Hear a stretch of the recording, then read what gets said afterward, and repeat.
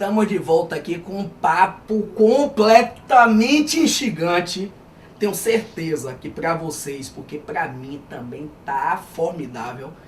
Quero mais e mais e mais e mais e mais programas. É o meu defeito desse Falar Sério, que acredito que é a nossa qualidade. Qual é ela? A gente bater papo e vai rolando. E aí no primeiro bloco, nós estávamos aqui conversando e estamos com a doutora Clarissa Lago, psicanalista bombada, que pinta e borda nessa cidade, nesse estado, nesse país. E em Jô você bagunçou muito com essa questão da dúvida, deixou ele perdido, mas como eu já tô craque, porque eu assisti Jô e já lhe conheço, e se olha comigo. Essa risada gostosa é sua marca. É minha marca. É.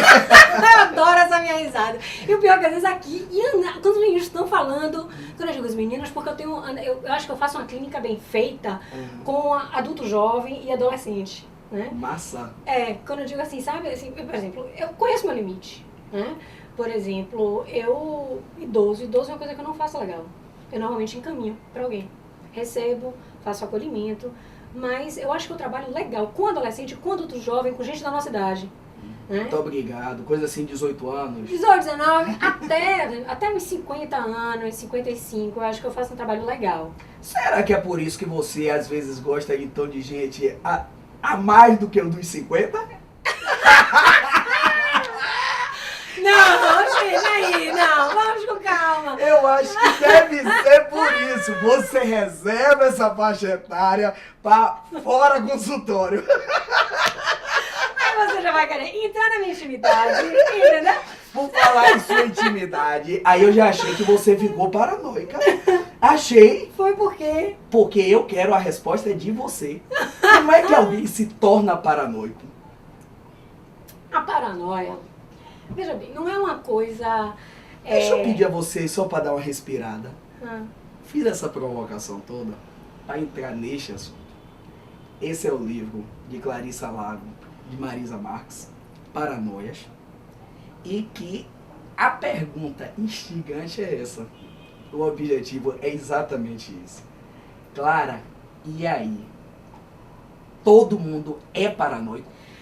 eu não posso afirmar todo mundo é. Aliás, eu detesto esse negócio afirmativo de que é sempre assim, todo mundo é. Eu não gosto disso. Até porque a psicanálise, ela é flutuante, né? Por exemplo, no meu livro, tem uma coisa que eu digo assim, Caetano diz, de perto, ninguém é normal. E eu digo assim, eu digo, de perto e de longe, ninguém é normal. Agora, eu não sou aquela que digo assim, todo mundo é paranoico, nem que todo mundo delira. Eu acho que, na verdade, você pode circular por essas estruturas, né? Por exemplo, é uma coisa que eu digo direto. Uma coisa é você fazer um doutorado. Meu tema pode ser neurose obsessiva, aliás, meu tema é a neurose obsessiva, né? E na minha tese eu falar sobre a questão da neurose obsessiva. Isso acontece na academia, teoricamente. Pronto. Né? Eu acho que define muito bem isso, uma passagem aqui da orelha do livro que você coloca bem assim. A paranoia é um tema que seduz, encanta. Pois se a neurose é atormentada pelo que chamamos de loucura da dúvida, o sujeito paranoico, ao contrário da dúvida, nos dá certeza. Nos acena com a bandeira da certeza absoluta. Eu acho que é a definição plena disso. Aí eu vou mais na miudeza aqui, aproveitar logo uma consultazinha, né? Claro. Me diga uma coisa, minha psicose, minha paranoia, meu toque de tenho que entrevistar a Clarissa, tenho que entrevistar a Clarissa, tenho que entrevistar a Clarissa. Isso é uma paranoia? É uma psicose? É um toque? O que é isso? Eu não sei, isso você resolve lá com o seu analista. Doutor Barbosa, te amo! Beijo, doutor Barbosa, você fica com seu Silvio Cotrim. Aqui ele está me entrevistando. Né? Isso só quem vai poder dar conta é você. Agora, essa é a grande definição, porque assim, na neurose... É essa a dúvida que tem mesmo? A neurose, o neurótico é o tempo inteiro atormentado pela dúvida, né? Pô, será que é isso? Será que é aquilo? Será que é não sei o quê? Quer dizer, qual é a questão, por exemplo, na neurose obsessiva? O neurótico obsessivo fica, né? Por exemplo, ele pode ser apaixonado por uma mulher e nunca conseguir chegar perto e ficar naquela coisa do melhor amigo. Por toda a vida. Por toda a vida, porque ele vai ficar, pô, será que eu tenho chance com aquela mulher? Será então, que eu tenho chance com a neurose obsessiva? Eu já tive neurose obsessiva. Entendeu? Luane, quando morava lá em Pitoçu, casado, marido, gente fina, meu amigo e tal. Eu apaixonado por ela, eu ficava nessa, né? Ela não vai me querer. Aí eu ia pra porta da casa dela, conversava, ela não vai me querer. E aquele negócio, nunca queixei, Mas nunca veja bem, amigo, tem uma coisa. Aí, quando a gente vai pra clínica, a gente sabe que essas estruturas, elas circulam o sujeito. É isso que a psicanálise permite, uma análise bem feita, permite o sujeito, no fim de análise, ele saber. É como a gente diz assim, escolhe uma boa roupa, confortável, pra você usar. Eu não brinquei com você, eu clinico com essas calças de gancho alto, que parece até Lacan clinicano, porque é mais confortável. Né? Por exemplo, diferente de como eu fui pra Jô. Você tá me vendo aqui no dia a dia de consultório. Então, o que acontece? Quer dizer, a forma que o sujeito encontra de ser mais confortável consigo mesmo. Isso a análise permite, né? Mas assim, você não pode dizer, olha, né, neurose obsessiva, o sujeito é só neurótico obsessivo. É histeria, então a mulher ou o homem é só histeria. Não, as pessoas circulam nas estruturas clínicas, né? Agora, traços, né? O que a gente pode dizer, traços perversos, traços paranoicos. Traços perversos. Diga, o que é que você quer? Você tá agora já querendo ir para meu segundo livro, que é sobre perversão, porque você leu lá no Facebook que eu escrevi sobre o gozo desmedido. Vamos lá. Muito bem. E aí, fale um pouquinho. O perverso, ao contrário do paranoico, porque assim, o paranoico... Mas você falou isso também, João? Falei, mas o perverso, ao contrário do paranoico, porque o paranoico, né, se a gente vai para a psiquiatria ou para a questão do CID, Código Internacional de Doenças, né, a paranoia é uma psicose.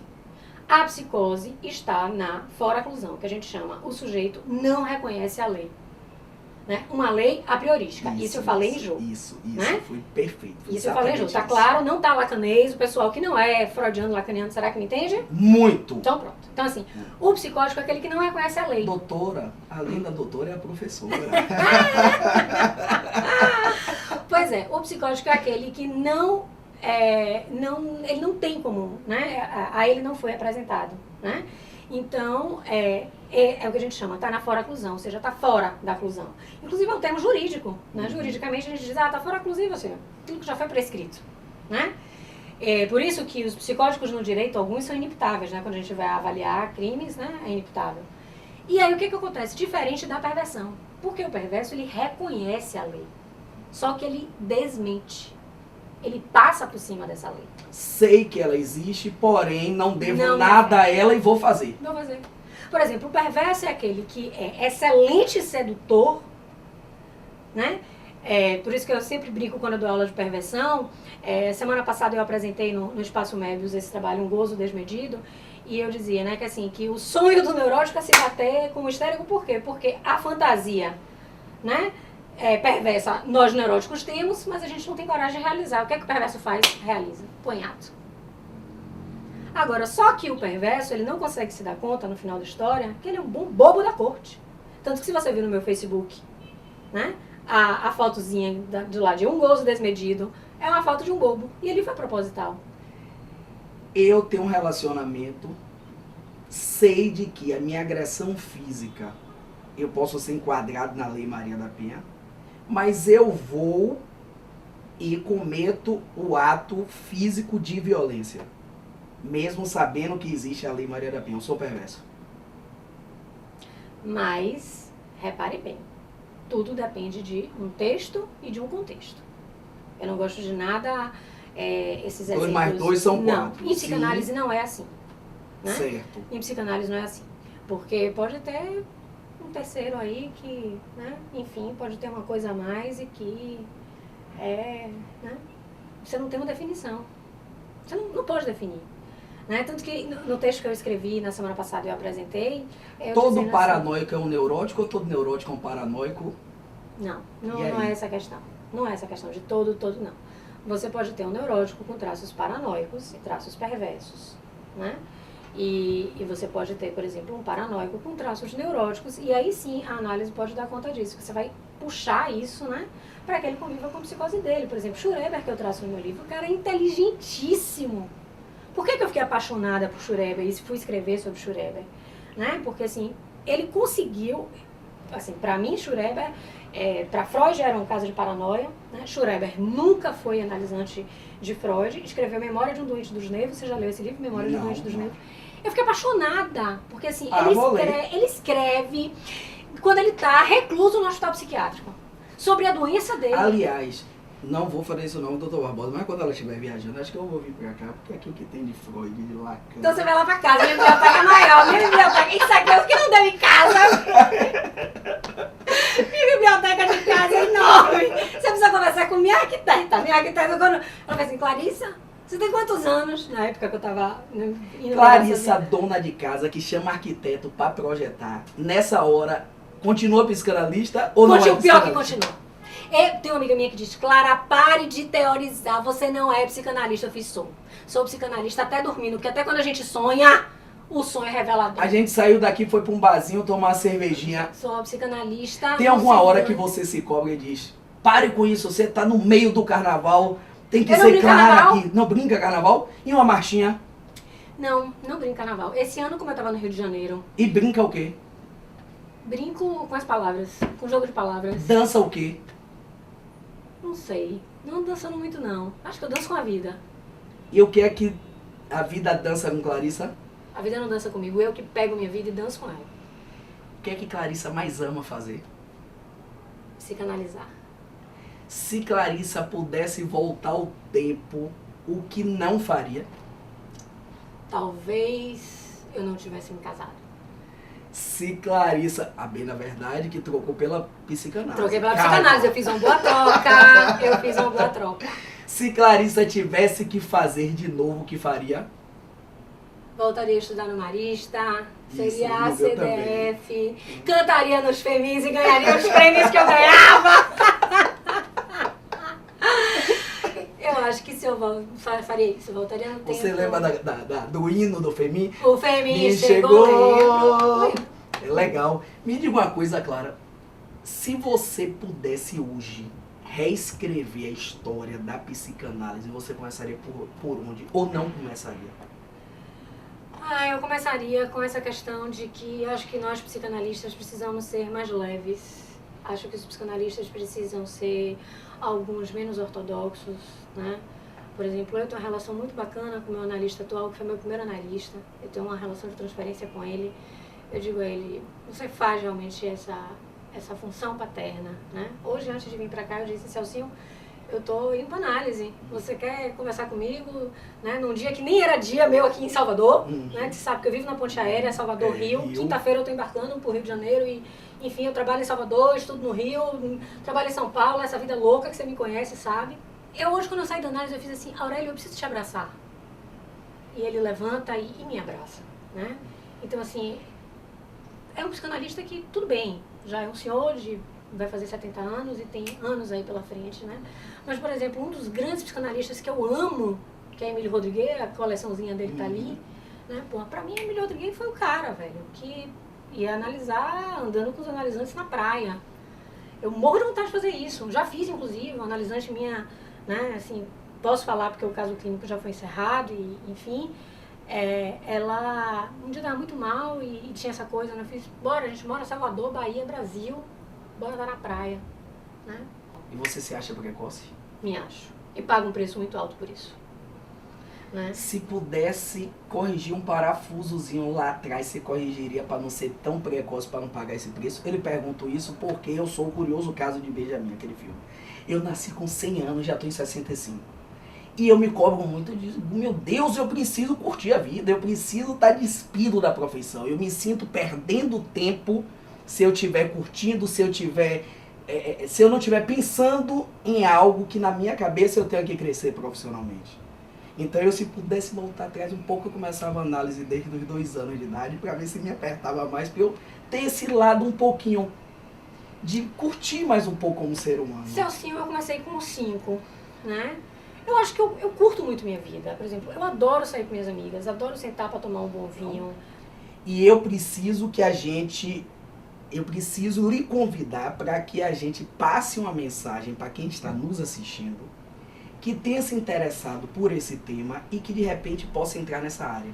Eu entendo não, a TV é uma concessão pública e para tal nós temos que informar, nós temos que educar.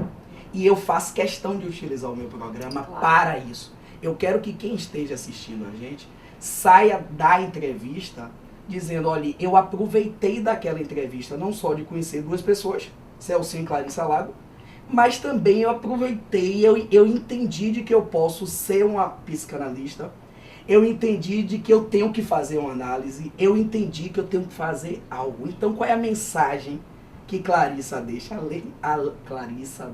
além de tudo que foi dito aqui, para quem está nos assistindo, de estímulo, de que pode e que deve vencer, né? A primeira de todas, isso eu preciso passar, a psicanálise não morreu, ela está viva. Porque a gente sabe que todas as abordagens estão aí tentando rechaçar e matar a psicanálise. Não. Né? Um trabalho de análise bem feito, o sujeito se torna assim, Celcinho. Que a gente pode conversar informalmente, em rede nacional, né? E ele se torna uma pessoa leve, por mais CDF que Clarissa Lago tenha sido, né? Por mais a psicanalista que tenha sido. E tem uma frase que eu disse para a Lorena Gonzalez, que me entrevistou em dezembro, e saiu uma reportagem minha na Tudo Aqui, que é muito melhor você ser alegre do que você ser triste, que é de Vinícius. É muito melhor. A alegria é a melhor coisa que existe. Né? Que existe. Então, eu acho que essa mensagem tem que ficar. E quem tem seus conflitos, os conflitos é sempre do sujeito. Porque o outro lindo. É uma fantasia. Lindo. Fantasia é o que nós estamos passando aqui. Eu não estou nem acreditando que é real essa conversa, esse papo. Mas no consultório a clínica é do real. Porque a fantasia, ela é real. Mas a gente entra com a fantasia e entende que ela é real por conta de vocês. Parabéns, esse trabalho brilhante. Dentista, eu brinco o tempo inteiro, exigindo das pessoas que convivem comigo, que vá no dentista da cabeça. Que vá no ortopedista da cabeça. A gente cuida dos ossos, a gente cuida dos dentes e a gente tem medo de cuidar da cabeça. Pois é, e tudo tá... Como diz Dercy Gonçalves, que ela falou, enjoo, tudo tá aqui, ó. O problema não é do pai, o problema não é da mãe, o problema não é de nada, o problema não é do marido, não é de nada. O problema tá aqui, tá em você. Você tem então, um beijo, não do gordo, mas do magro. Do amigo de infância. Do amigo de infância, do colega de escola, do admirador seu, parabéns. Eu também admiro pra caramba seu trabalho, você sabe disso. Seu trabalho, obrigado seu jeito de ser, massa, massa, massa. Um beijo pra vocês que estão nos assistindo. assistindo. Beijo pra todo mundo. Até mais. Até.